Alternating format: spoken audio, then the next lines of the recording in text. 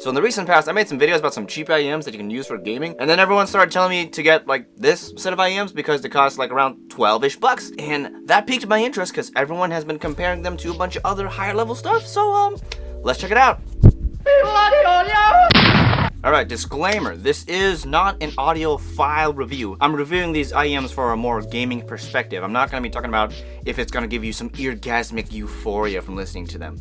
Just how they do in game. So, that's that. Anyway, we're talking about the QKZ VK4, the thing that everyone's requesting me to look at. So, here it is. Inside the box, we're of course going to get the IEMs themselves. I got the carbon fiber look, which don't really look like it, but whatever. But you can also get this colorful version. I kind of wish I did. Anyway, you also get a cable, as well as a bag full of the other size ear tips, as well as a clip for your cable to clip to your shirt. And that's it. Yep.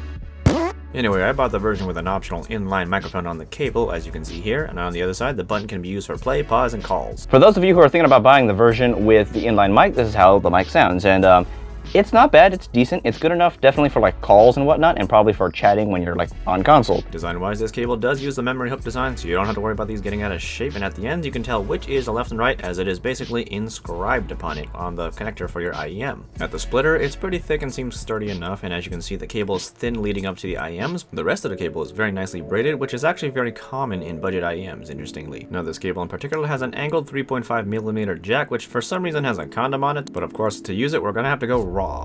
As for the IEMs themselves, I got the version with a carbon fiber print, but as you can tell, it's not very well printed. The emblem, at least, is very nice looking. The shell of the entire IEM is all plastic, except for this little metal bit here, which I think is a nice accent. And on top, you'll find that the IEM uses the 2-pin connector style. On the back, we'll find that the rest of the IEM is see-through, and you'll see DSD Hi-Fi Dynamic is etched on the side. The nozzle is made of plastic, which is where budget cuts were made, and there's a grill to keep out your earwax. For all the vain people out there, here's how the earbuds look on your ears. For a cheap set of IEMs, they actually look fairly nice on my ears, and they don't stick out too much, being relatively flush with the shape of my head. Alright, now while this is going to be a more gaming-centric review of these guys, I still do have to talk about sound signature. Almost forgot this is a very important note about these guys.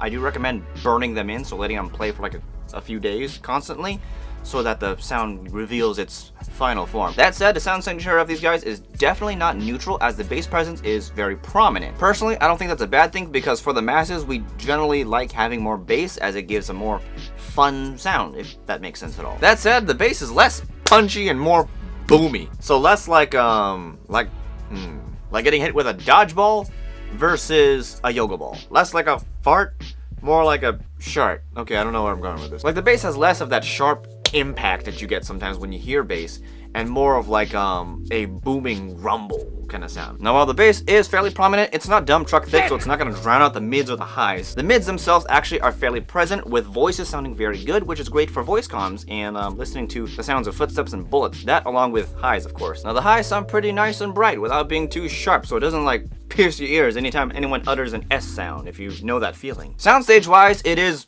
very small. It's an IEM, so I don't expect much out of it. I expect it to be very tiny, though I do wish it was just a little bit bigger for the immersive effect, but I guess for competitive shooters, this is a good thing. However, I should note that the imaging on these guys is just good from a 360 kind of angle. The sound separation of them isn't that great, so distance judgment isn't the most amazing thing. In actual gaming usage, I found the IEMs to perform quite decently. The funner sound signature made battles feel more engaging thanks to the bass, which luckily don't drown out the mids or the highs, allowing me to still be very analytical in trying to find where people were. Footsteps were definitely easier to hear, but the main problem comes down to the imaging, where it gave me a better sense of depth from my left and right sides, but not my front or back, which may be in part due to the soundstage being more shaped like an oval or a hallway, where you're sitting in the hallway facing the wall and the long parts of the hall are to your left and right. What ends up happening is I have a little bit more trouble trying to accurately pinpoint where people were in terms of distance when they were at my left and right most diagonals. I did eventually get used to this, but I still wished I had a little bit more depth from my front and back to even out that soundstage to give me a little bit more precision in the imaging. Now, while the soundstage is expectedly small because it is an IEM, this isn't necessarily a bad thing, as it makes it really easy for me to hear people far away earlier on, essentially allowing me to prep myself as well as my team to get ready for the next engagement, or even flee from the engagement in case we're, you know,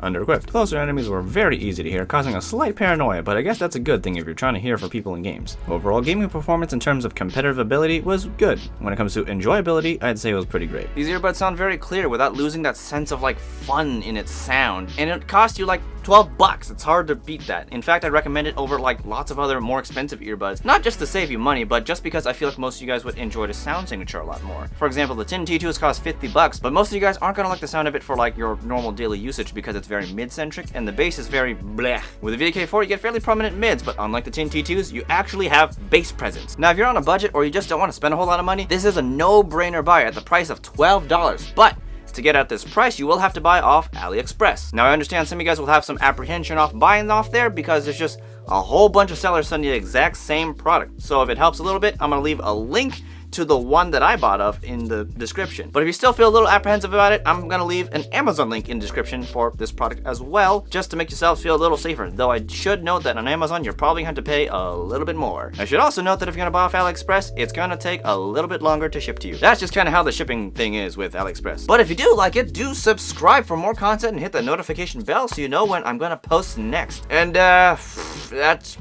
that's pretty much all I got today, so I'll see you next time.